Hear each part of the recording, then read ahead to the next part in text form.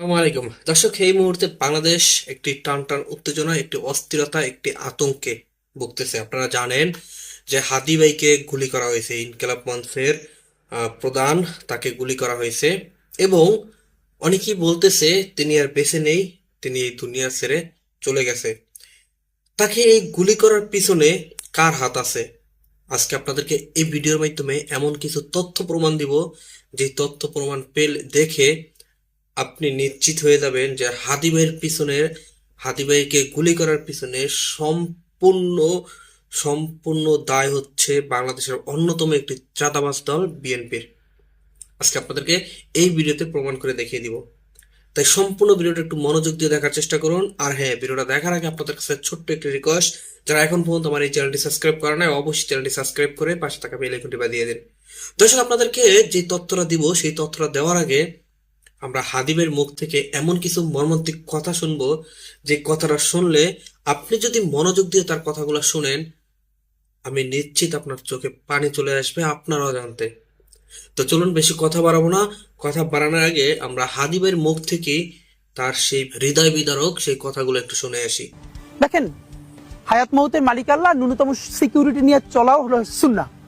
কিন্তু আমাদের লড়াইটা হলো, আমার মা স্বাভাবিকভাবেই কান্নাকাটি করেন, আমার পরিবার সবাই। তো আমি আমার মাকে বলেছি যে দেখো, মানে আমরা যে লড়াই নেমেছি, আমার একটা মনে হয় কি, কোনো রাজনীতিবিদের না বাসায় মৃত্যুটা হইতে পারে না, এটা কোনো ভালো মৃত্যু না। যিনি রাজনীতি করেন, যিনি লড়াই করেন, যিনি বিপ্লবী, যিনি সংগ্রামী, তার মৃত্যুটা হবে একটা সংগ্রামের মধ্য দিয়ে, একটা রাজপথ, একটা গ্লোরির মৃত্যু।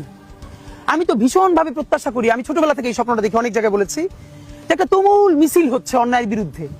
সেই মিছিলের সামনে আমি আছি, কোনো একটা বুলেট এসে আমার বুকটা হয়তো বিদ্ধ করে দিয়েছে, এবং সেই মিছিলে আমি হাসতে হাসতে আমি শহীদ হয়ে গেছি।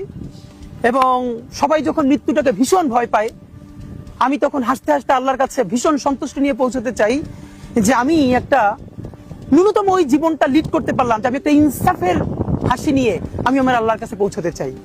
সুতরাং আগামী 50 বছর বাঁচলাম, কোন ইম্প্যাক্ট তৈরি হলো না আমার দিয়ে, দেশের জন্য, রাষ্ট্রের জন্য, উম্মার জন্য, জাতির জন্য।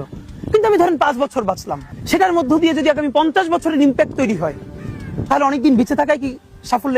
আল্লাহ যে কয়দিন হায়াতে রাখবেন, এই লড়াইটা করব। যেদিন নিয়ে যাবেন, আমি স্বপ্ন দেখে যেতে চাই, আমি আমাদের এমন টিম, আমি আমার সন্তানকে রেখে যেতে চাই, আমার মৃত্যুর পরে যেন এই লড়াই বন্ধ না হয়, এই লড়াই যেন বাংলাদেশে কিয়ামত পর্যন্ত যায়। তো দর্শক, আপনারা এখানে হাদিবের কথাগুলো শুনলেন। দর্শক, আপনার কি মনে হয়, কেমন লাগতেছে আপনার কাছে তার এই কথাগুলো শুনে? অবশ্যই আপনার মনের অনুভূতিগুলা, মনের আবেগগুলা কমেন্ট বক্সে জানান। দর্শক, হাদি ভাই, তাকে যদি রাজনীতির ময়দান থেকে সরিয়ে দেওয়া হয়, তাহলে কাদের লাভ, কাদের সবচেয়ে বেশি লাভ বলেন তো? হাদি ভাই কার এগেনস্টে নির্বাচন করবে? এই চাঁদাবাজ দল তারা সোশ্যাল মিডিয়ায় অপপ্রচার চালাইতেছে, হাদি ভাইকে সরিয়ে নাকি সেখানে সাদিক কায়েমকে দাঁড় করানো হবে।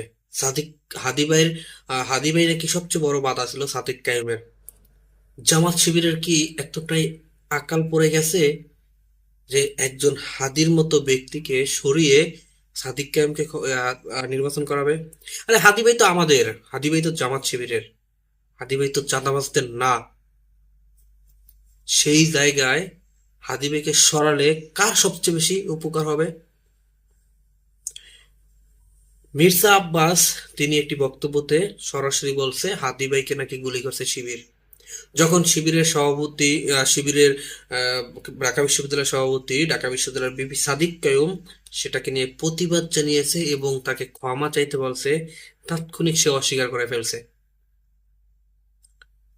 তো এই হাদিবের পিছনে আসলে কারা জড়িত সেটা আর বলা বাহুল্য। আপনারা সকলেই বুঝতে পারছেন যে হাদি ভাই যদি নির্বাচন থেকে সরে যায় তাহলে কার সবচেয়ে বেশি লাভ হবে।